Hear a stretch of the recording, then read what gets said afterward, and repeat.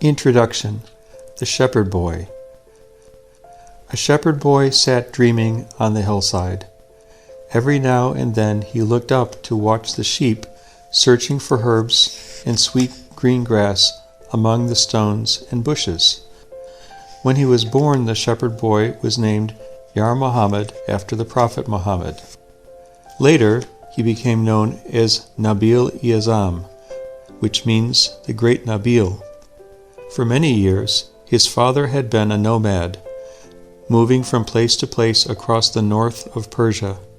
But now, 13-year-old Nabil and his parents and brothers and sisters lived in the village of Zarand. The family was not rich, and Nabil had to leave school early to work as a shepherd to earn some money. Nabil was a clever boy and wished he could have studied longer, but at least he had learned to read the Quran, the holy book of Muhammad. As he followed the sheep over the hills, he chanted the verses of the Quran he had learned by heart and thought about their meaning. He loved to be alone, praying in the wilderness, and gazed with wonder and delight at the millions of stars shining in the night sky. At these times, he asked God to guide him to the truth, for he had felt that something important had happened in the world. Nabil searched everywhere, trying to find someone who could tell him the answer to all the questions he had in his head.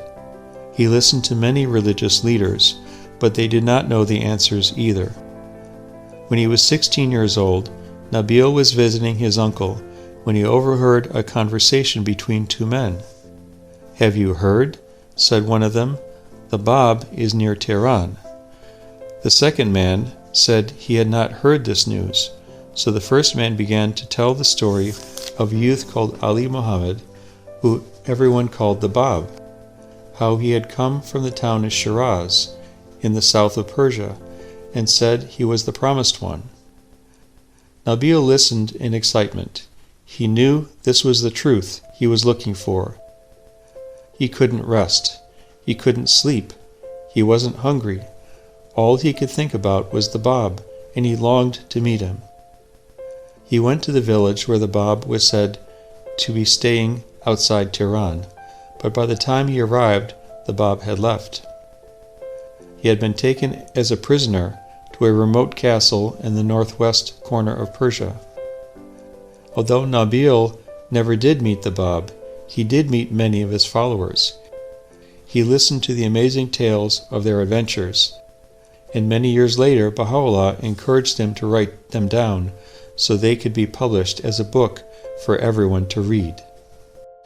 The following stories have been simplified and adapted from his wonderful book, The Dawnbreakers.